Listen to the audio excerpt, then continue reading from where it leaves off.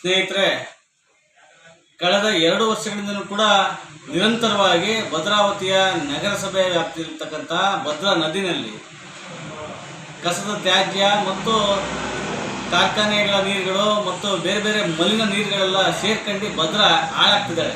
ಭದ್ರೆ ಹಾಳಾಗ್ತಿದ್ದಾಳೆ ಅಂತ ಹೇಳಿ ಹಲವಾರು ಸಂಘಟನೆಗಳಿರ್ಬೋದು, ಜನಪರ ಹೋರಾಟಗಾರರಿರ್ಬೋದು, ನಾವು ಕೂಡ ಅನೇಕ ಬಾರಿ ಹೋರಾಟ ಮಾಡಿ ನಗರಸಭೆಗೆ, ತಹಸೀಲ್ದಾರ್ ಅವರಿಗೆ, ಜಿಲ್ಲಾಧಿಕಾರಿಗಳಿಗೆ, ಸ್ಥಳೀಯ ನೀರಾವರಿ ಇಲಾಖೆಯ ಅಧಿಕಾರಿಗಳಿಗೆ ಇಲ್ಲಿ ತನಕ ಕೂಡ ಗಮನ ತಂದರೂ ಕೂಡ ಪ್ರತಿನಿತ್ಯ ಕೂಡ ಭದ್ರೆ ಮಲಿನ ಆಗ್ತೇಳಿ ಬಿಟ್ಟರೆ ಅವಳಿಗೆ ಒಳ್ಳೆ ರೀತಿಯ ಯಾವುದೇ ಗೌರವ ಸಲ್ಲಿಸುವ ನಿಟ್ಟಿನಲ್ಲಿ ಪ್ರಕೃತಿ ಪ್ರೇಮಿಗಳಿರ್ಬೋದು, ಹೋರಾಟಗಾರರಿರ್ಬೋದು, ಅಧಿಕಾರಿಗಳಿರ್ಬೋದು ನಿರ್ಲಕ್ಷ್ಯ ವಹಿಸಿರ್ತಕ್ಕಂಥದ್ದು. ಯಾಕಂತಂದರೆ ಹೋರಾಟಗಾರರನ್ನು ಯಾಕೆ ಸೇರಿಸ್ಕೊಂಡಿದ್ದೀವಿ ಅಂದರೆ ಹೋರಾಟಗಾರರು ಪ್ರಾಮಾಣಿಕ ಹೋರಾಟ ಮಾಡಿದ್ರೆ ಮಾತ್ರ ಭದ್ರೆ ಉಳಿದಳೆ ಅನ್ನತಕ್ಕಂಥದ್ದು ನಮ್ಮ ವಿಚಾರ. ಜೊತೆಗೆ ಭದ್ರಾ ನದಿಯ ಹೊಳೆ ಪಕ್ಕ ಸಾಲಿನಲ್ಲಿರ್ತಕ್ಕಂಥ ಜಾಗದಲ್ಲಿ ನಗದೀಕೃತವಾಗಿ ಬೇಸಿಗೆಗಾಲದಲ್ಲಿ ನೀರಿಲ್ಲದ ಸಮಯದಲ್ಲಿ ಮಣ್ಣು ಮರಳೆಲ್ಲ ಹೊರಡಿಸಿ ಕಟ್ಟಡ ಸುಚಿತ ಕಟ್ಟಡಗಳು ಕಟ್ತಾ ಇದ್ದಾರೆ. ನಗರಸಭೆ ನೋಡಿದ್ರು ಕೂಡ ನೋಡ್ದಂಗೆ ಇರ್ತಕ್ಕಂಥದ್ದು ಈ ಭದ್ರಾವತಿಯ ಸಾರ್ವಜನಿಕ ವಲಯದಲ್ಲಿ ಚರ್ಚೆ ಆಗ್ತಿರ್ತಕ್ಕಂಥ ವಿಚಾರ. ಮೊದಲನೇದು ಭದ್ರಾ ನದಿ ಮಲಿನ ಆಗ್ತಾಳೆ, ಎರಡನೇದು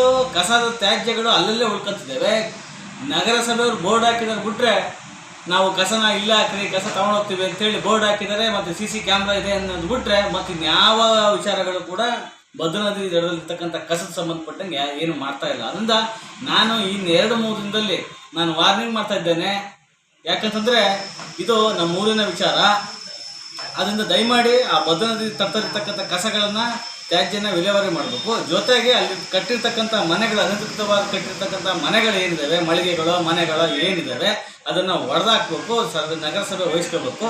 ಜೊತೆಗೆ ನೀರಾವರಿ ಇಲಾಖೆ, ಭದ್ರಾವತಿಯ ನೀರಾವರಿ ಇಲಾಖೆ ಆ ಸಂಬಂಧಪಟ್ಟ ಅಧಿಕಾರಿಗಳು ಭದ್ರೆಯ ಮಲಿನ ಆಗೋದನ್ನು ತಡಿಬೇಕು ಅಂತೇಳಿ ಈ ಸಂದರ್ಭದಲ್ಲಿ ಭದ್ರಾವತಿಯ ನಾಗರಿಕರ ಪರವಾಗಿ ನಾನು ಕೇಳ್ಕೊಳ್ಳೋಕೆ ಇಷ್ಟಪಡ್ತೇನೆ. ಮತ್ತು ಇದು ಹೋರಾಟದ ಮುನ್ನೆಚ್ಚರಿಕೆ. ಇದು ಇಲ್ಲ ಅಂತಂದರೆ ಮುಂದಿನ ದಿನಗಳಲ್ಲಿ ಸಂಬಂಧಪಟ್ಟ ಎಲ್ಲ ಅಧಿಕಾರಿಗಳ ಕಚೇರಿಗಳ ಮುಂದೆ ನಾನು ಹೋರಾಟವನ್ನು ಮಾಡ್ತೇನೆ ಅಂತಕ್ಕಂಥ ಮಾತನ್ನು ಭದ್ರಾವತಿ ನಾಗರಿಕರ ಪರವಾಗಿ ಕೇಳ್ಕೊತಾ ಇದ್ದೇನೆ. ಶಶಿಕುಮಾರ್ ಗೌಡ, ಸಾಮಾಜಿಕ ಹೋರಾಟಗಾರ, ಭದ್ರಾವತಿ.